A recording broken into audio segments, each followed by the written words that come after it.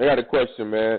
A buddy of mine, he was at his home for New Year's, and the police knocked on his door, and he didn't answer the door, and they kicked it in, tasered him, and came in the house with like 10 or 15 cops, and took him to jail.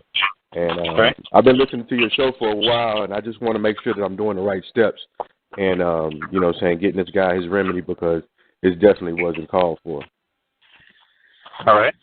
So when they, what was the probable cause why they kicked in his door? What was their belief?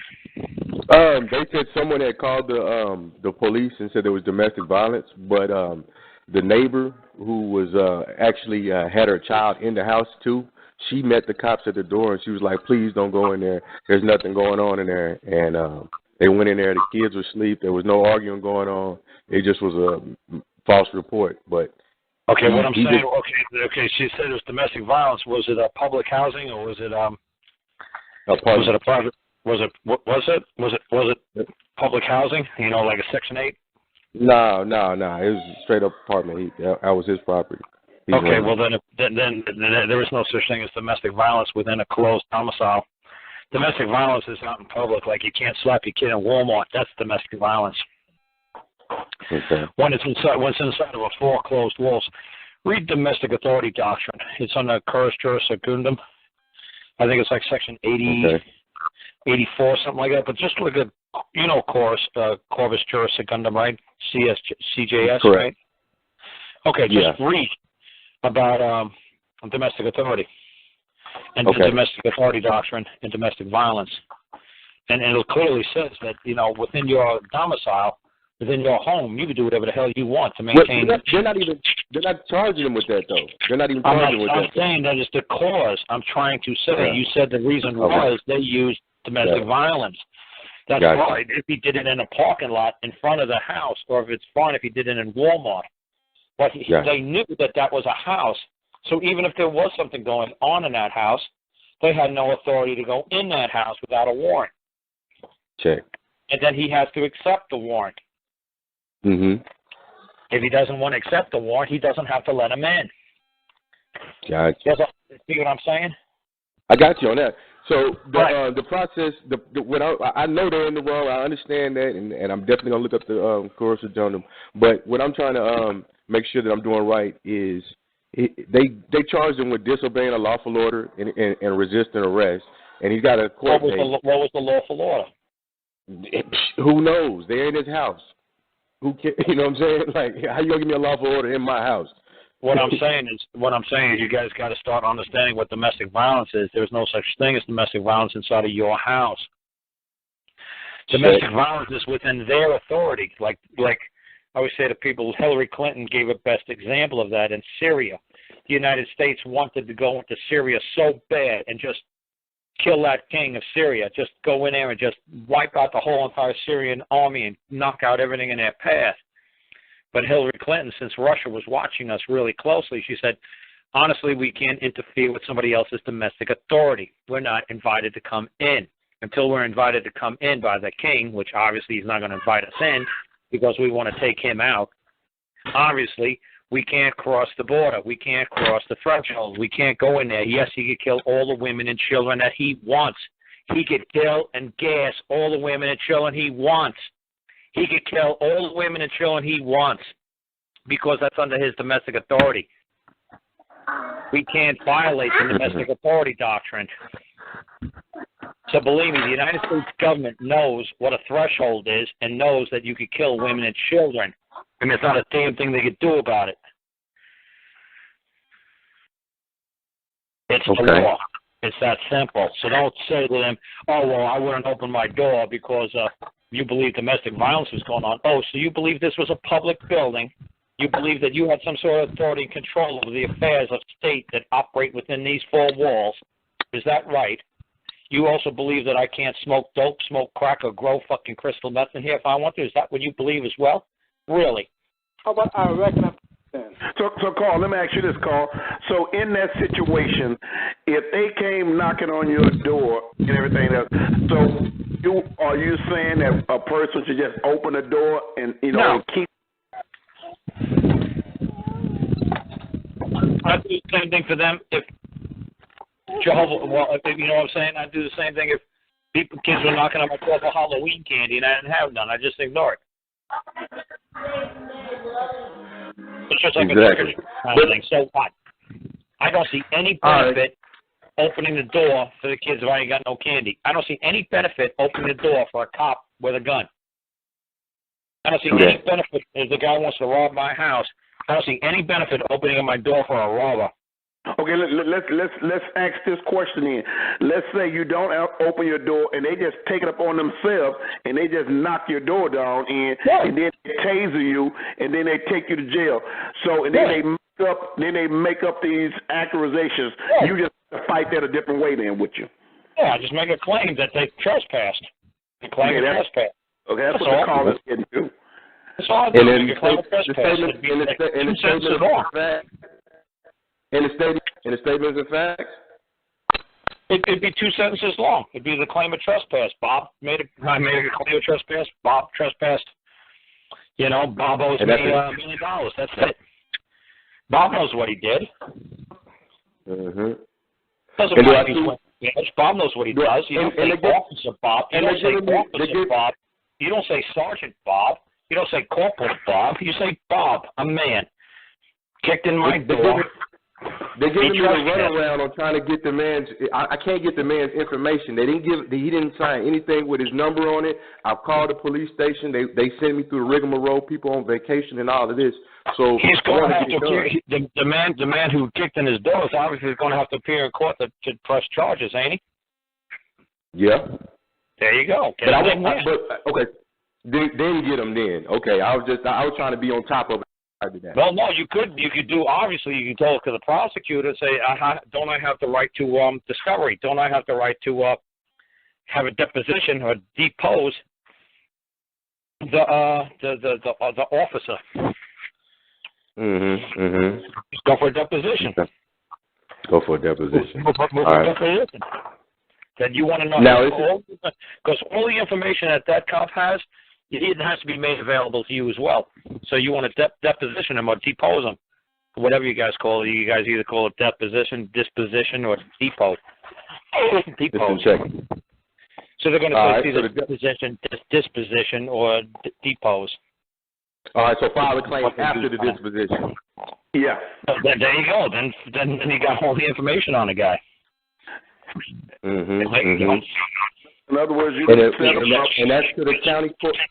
And that's to the county court with the JS-44 form and the 360 block and diversity, correct? No, well, obviously I don't use the JS-44 form at all, man. Why would I want to use the JS-44 form? That's federal. Okay. Why are you going to the federal level? Why don't you just take it down to the county? No, I just take it to the mom and pop county courthouse. Make a 2-sentence claim. Whatever if Bob wasn't wearing a badge and he came kicking in your door, how hard of a lawsuit would it take you to write down, Bob kicked in my door, he owes me $1 million? But where? Okay, you say go down to the county courthouse. There's no form or that I have to go through them to file? Okay. No, one more time. If I kicked in your damn door, my name is Karl Lentz, how hard would it make you make a lawsuit? Karl Lentz kicked in my damn door, he owes me $1 million. Not hard at all. What kind of form would you need to do that? I'm just trying to cover all bases. You wouldn't need any damn thing. You just go in there and you just say, Karl Lentz kicked in my damn door. And then I hit him with the process. Like, then I get the process. Then I get the process server. Yeah, you better believe it. You pay the $55 to get a process server. Bali had a great time with his process server the other day. Bali had to pay $80, which is $136 in American money. I said, wow, that's a lot. He said, but it was worth it. I said, why? He said, because when he handed it to Barry Ross, the cop, he said Barry Ross refused service. So he said the process server said, fine. He says, I'm still going to fill in my affidavit with the court that you've been served, and I'm laying it at your feet, and you can do whatever you want with it. So it's funny. He said Barry Ross picked up the cop picked up the paperwork and threw it all over, opened it up, ripped it up, and threw it all over his yard. Hey Carl. What's great about that is now he's been served. He's got 21 days to answer, and it's done. Now, if he wants to put the pieces of paper together and try to read what he wrote, that's fine. If not, he's still only got 21 days. So I don't sue the other cops that came in the house or the police department or anything? You could sue every single man. You can't sue a police department. You can sue the man who walked in the door. You can sue another man. You can sue another man. You can sue another man. Any man that you've seen in there, there's no such thing as men. You could sue whatever man and another man and another man. And we got a process server each one of those guys. Each one. Yeah, each man. Right, each man. If you believe, I'd just go after the one man. Okay. I'd just pick one man and go after that one man and let him say he didn't do it. The other guy did it. Yeah. Because they're all covered, man, for at least $1 to $1.2 million each man. So just go after one man. Okay. That's what I would do. Just if you go after one man, and that doesn't work, guess what? You got 9 other chances in court to get it right. And caller, what is your name, caller? Say again. What is your name? My name is Chris. Chris? Yeah. Okay, Chris. I'm calling out. What I'm saying, Chris, like say there's 10 guys that came kicking in his door, okay? You go after one guy at a time. Obviously, if you mess up on that one, you got 9 more guys to go after, 9 more chances to try to get your shit tight in court. Mm-hmm. See what I'm saying? Mm-hmm. You don't want to put all the eggs in one basket. Okay. And how would I go about helping him? Because I've been giving him this information, but you know what I'm saying, he's gonna get involved in it. But I also want to be there to help him out. You be his next friend. See, in England, the judge called me a McKinsey friend. I don't know what a McKinsey friend was, but somebody explained to the clerk lady said it's the same thing. In the United States, it's called a next friend, but in the UK, it's called a McKinsey friend. They let you come up there and they let you talk. He goes to guys confident. But here in the United States, we call him a next friend. Like I'm his next friend. That just means that you're going to talk because the other guy can't talk for himself. And then you can run a common law court, dude. You just explaining, exactly what you're doing. And if the other side doesn't bother, like I said, until you go into the courtroom, it's too late for the other side to object. It's too late. You've got to read the rules. I'm sorry you didn't read the rules. The rules are that I'm bringing in the next friend. In the common law, we could do that. We could bring people in to talk for us. And you say the rules. What do you? And is that like a list of rules or nope? It's the customs of the people. It's the customs of the people. So that's whatever. You say where I come from. This is how we roll. And if you can't speak, I'll speak. There you go. Yeah. And Chris, one way of finding that out, Chris, is to go back and listen to a couple of his shows, several of his shows, and explain the process of having your own court. And your question helped quite a few people out on the chat because they was wanting to know something similar to the same thing by being roughhoused by in these different agencies and everything that we have. To do just that, but the process is, you let them run their process. You really, if you listen to Karl's shows, he'll really tell you how you set them up. By they're going to go with their court and everything else, and when you get ready to file your claim, you're going to have everything you need in that case file when you file your claim against that complaint that they did to him, because whatever charges and everything else they filed against him and everything else, well, you're going to be able to find out who that person was, who's bringing the claim against him. And when you do that, you're going to bring that into your, who's bringing the complaint, who's bringing a complaint against him, you're going to be able to file that claim, which would be against whatever man that is that wrote the report or whatever. And you'll be able to find that on. You see that lawsuit I did in the United States. You see what I did in that federal court down there. I put all those notices, and when I was putting the notices in, I was giving everybody the rules.